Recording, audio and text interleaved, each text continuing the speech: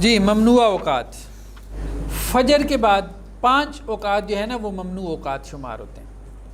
Total کتنے ہیں؟ 5 ہیں جن میں نماز پڑھنے سے منع کیا گیا۔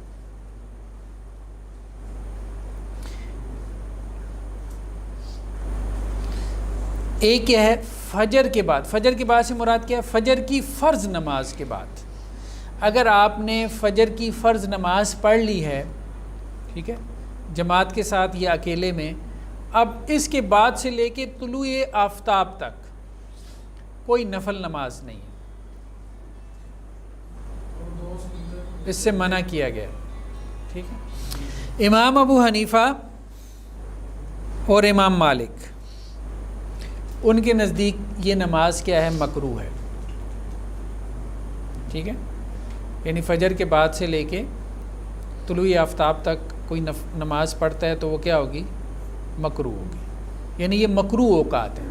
لیکن نا کچھ اوقات ایسے ہیں جن میں نماز پڑھنا کیا ہے؟ حرام ہے۔ کچھ میں ذرا فقہاء نے زیادہ سختی نہیں کی، ان کو کیا کہا کہ یہ مکروہ اوقات ہے۔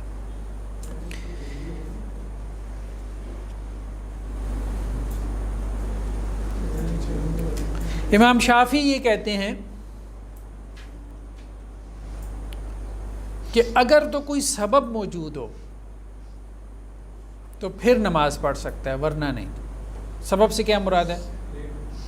جیسے سنتیں رہ گئی ہیں، ٹھیک ہے، یا پھر یہ ہے کہ تحیۃ المسجد ہے،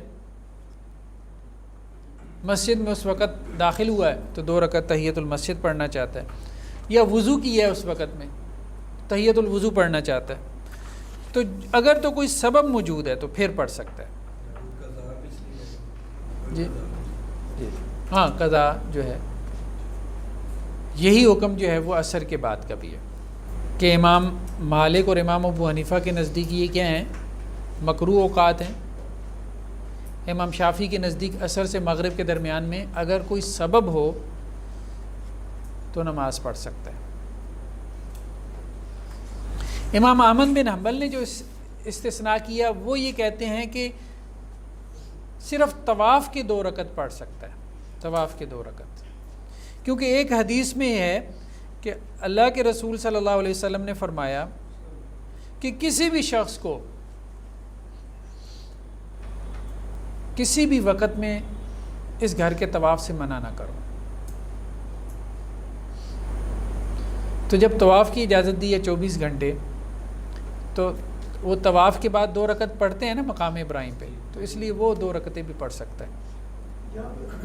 ایک بات اس کے ساتھ چاہیے، کچھ ہمارے بھائی جو ہے نا ان کی عادت ہے جیسے تحیۃ المسجد ہے، مغرب کی نماز سے پہلے اگر 10 منٹ پہلے مسجد چلے گئے تو ان کا شروع کر دیتے ہیں، کہتے ہیں یہ تو تحیۃ المسجد ہے، اس کے وہی نا، ہاں امام شافعی نے یہی کہا ہے کہ اگر کوئی سبب ہو تو وہ کہتے ہیں پڑھ سکتے ہیں۔ دیکھیں عام طور پہ روایات میں اس کی ممانعت آئی ہے، عام طور پہ روایات میں اس کی ممانعت آئی ہے، اجتناب ہی کرنا چاہیے۔ اللہ کے رسول صلی اللہ علیہ وسلم کو ایک مرتبہ ایک زوجہ محترمہ نے دیکھا کہ آپ عصر کے بعد نماز پڑھ رہے ہیں، تو انہوں نے کہا کہ آپ ہمیں منع کرتے ہیں، آپ خود پڑھ رہے ہیں۔ تو اللہ کے رسول نے کہا کہ میرا معاملہ یہ ہے کہ ایک مرتبہ کوئی وفد آیا اللہ کے رسول کے پاس، تو آپ کی ظہر کے بعد کی سنتیں رہ گئیں اس وفد کے ساتھ بات چیت کرتے ہوئے، تو آپ صلی اللہ علیہ وسلم نے وہ سنتیں جو ہے وہ عصر کے بعد پھر پڑھ لی۔ یعنی اللہ کے رسول کا یہ معاملہ ہوتا تھا کہ اگر آپ کی تہجد بھی رہ جاتی نا کسی دن، تو آپ پھر اس کو اشراق کے وقت اس کی قضا ادا کرتے تھے، تو وہ سنتیں آپ نے پھر عصر کے بعد پڑھی۔ اچھا، آپ کا دوسرا معاملہ کیا تھا؟ آپ نے کہا کہ پھر میرا یہ معاملہ ہے کہ جب میں ایک عمل کسی وقت کر لیتا ہوں نا تو پھر میں اس کو چھوڑتا نہیں، پھر میں اس کو ہمیشہ کرتا ہوں، تو میرا تو یہ سبب ہے، تو میں تو اس لیے پڑھتا ہوں اور آپ لوگوں کو میں منع کرتا ہوں۔ اس سے ایک چیز اور کلیئر ہوئی کہ سنت المؤکدہ کی بھی بڑی اہمیت ہے۔ ہاں، بڑی اہمیت ہے، بالکل۔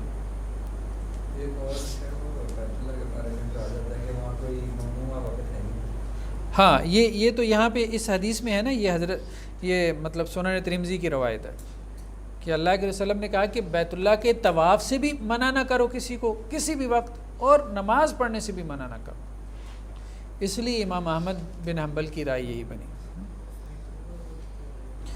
دن یا رات کی کسی بھی گھڑی میں نماز پڑھیں. وہاں تو سورج نکل کے ساتھ ہے. طلوع شمس کے وقت، طلوع آفتاب کے وقت، اور غروب آفتاب اور زوال کے وقت.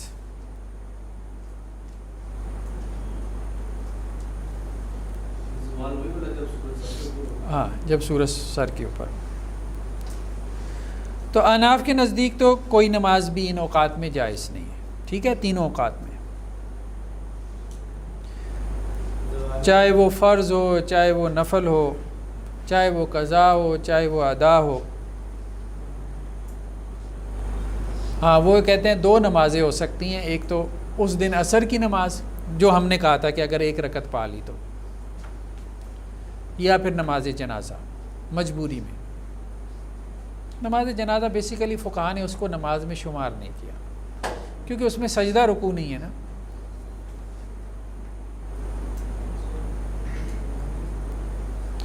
اور ان اوقات میں نماز پڑھنے سے منع بھی اسی لیے کیا گیا نا. بعض روایات میں آتا ہے کہ شیطان کیا کرتا ہے، طلوع آفتاب کے وقت اس کو کیا کرتا ہے، سجدہ کرتا ہے، آفتاب کو، سورج کو سجدہ کرتا ہے. تو اس وقت میں تم اپنے رب کو اگر سجدہ کرو گے تو وہ کیا ہوگا، اس پہ خوش ہوگا کہ شاید یہ سورج کو سجدہ کر رہے ہیں. تو وجہ اور سبب تو یہ بیان کیا گیا. اگر وجہ سبب نہ بھی بیان کی جاتی تو بہرحال اللہ نے منع کر دیا کچھ اوقات میں نماز پڑھنے سے، اتنا ہی کافی ہے. ہاں ہاں، جب سورج طلوع ہو رہا ہے، ہم نے کہا طلوع آفتاب کا مطلب ہے جب سورج طلوع ہو رہا ہے، تو اس وقت میں احناف کے نزدیک فجر کی نماز نہیں پڑھ سکتا. جمہور کہتے ہیں کہ اگر ایک رکعت پہلے پڑھ لی ہے، دوسری رکعت بھلے طلوع آفتاب کے درمیان میں آ گئی ہے تو کوئی حرج نہیں. ہاں، آفتاب طلوع ہونا شروع ہو گیا تو پھر جمہور کہتے ہیں کہ اب اس وقت میں نماز شروع نہ کرے. سمجھ رہے نا بات. مالکیہ کا موقف یہ ہے کہ طلوع اور غروب آفتاب کے وقت نوافل جائز نہیں ہے. نہیں، مالکیہ کی بات ہو رہی ہے کہ طلوع اور غروب آفتاب کے وقت جو ہے نوافل وغیرہ یا کسی قسم کی نماز جائز نہیں ہے. ہاں، نماز جنازہ کی یہ بھی اجازت دیتے ہیں.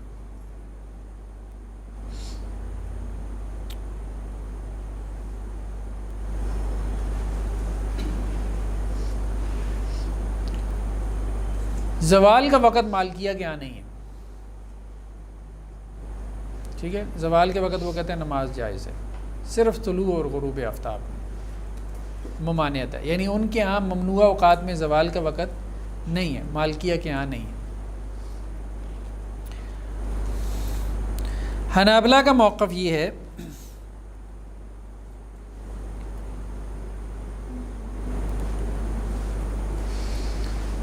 کہ تینوں اوقات جو ہے وہ ممنوع اوقات ہیں. صرف تحیۃ المسجد پڑھ سکتے ہیں. اور شافعیہ کا موقف کیا ہے؟ جی ہاں، لیکن نہیں، وہ تو پہلے دو کے بارے میں تھا نا، پہلے دو کے بارے میں. لیکن ممنوع اوقات میں بھی تین میں ممانعت ذرا زیادہ سختی کے ساتھ وارد ہے. طلوع آفتاب، غروب آفتاب اور زوال. ٹھیک ہے، فجر کی نماز کے بعد سے لے کے طلوع آفتاب تک یا عصر کے بعد سے لے کے مغرب تک یہاں ممانعت میں سختی، مطلب اسلوب بیان میں سختی زیادہ نہیں ہے. ٹھیک ہے، تو شافعیہ کا موقف کیا ہے کہ نماز جو فرض نماز ہے وہ تو جائز نہیں ہے، وہ تو الاؤڈ نہیں ہے ان اوقات کے اندر. لیکن یہ ہے کہ نفل جو ہے اس کو ہم حرام نہیں کہتے، مکروہ کہتے ہیں. ممنوع اوقات میں ایک اور وقت جس کا تذکرہ ہمیں ملتا ہے وہ ہے فجر کے بعد سے لے کے فجر کی نماز تک.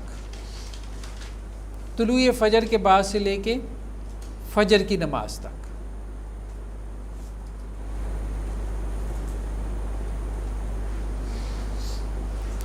سحری آپ نے کر لی ہے، سحری کے بعد سے لے کے مثال کے طور پہ فجر کی نماز با جماعت تک کوئی نفل نماز پڑھی جا سکتی ہے کہ نہیں؟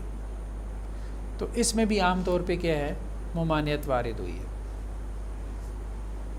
ہاں کسی کے وطر رہ گئے ہوں تو وہ پڑھ سکتا ہے، جیسا کہ بعض صحابہ سے مروی حضرت عبداللہ بن عباس وغیرہ سے کہ اگر رات کے وطر رہ جاتے تھے تو وہ ان کی قضا اس وقت میں ادا کر لیتے تھے، ورنہ اس وقت میں 2 سنتوں کے علاوہ کوئی نفل نماز نہیں۔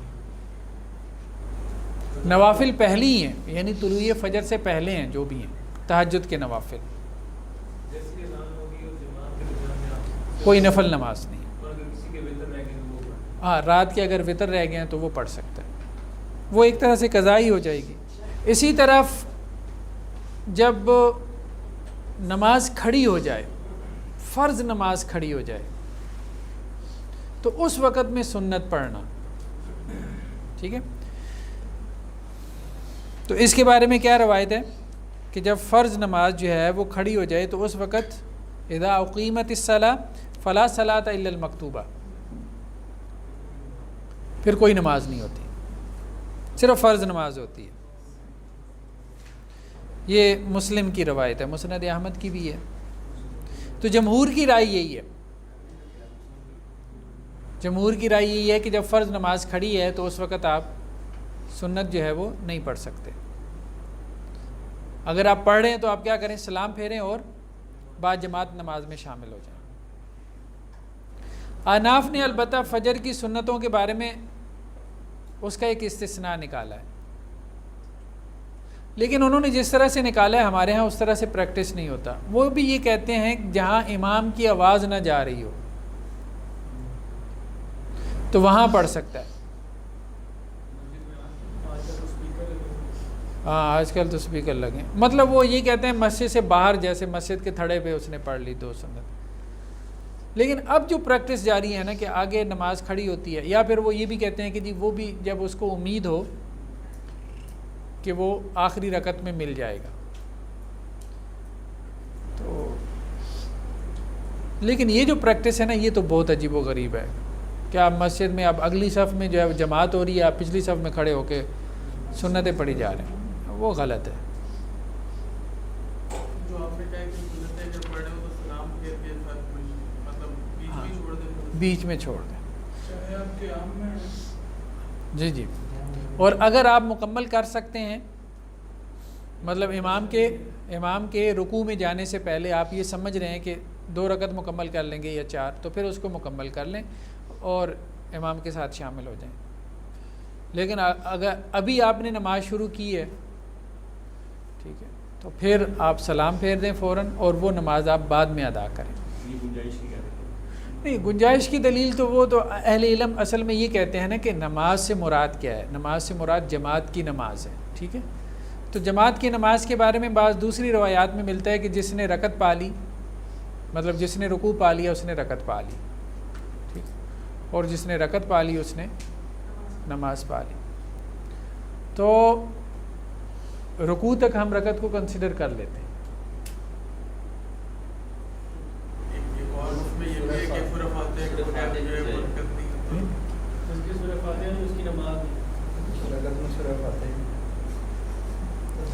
وہ سورہ فاتحہ تو پھر ہم آگے دیکھیں گے نا۔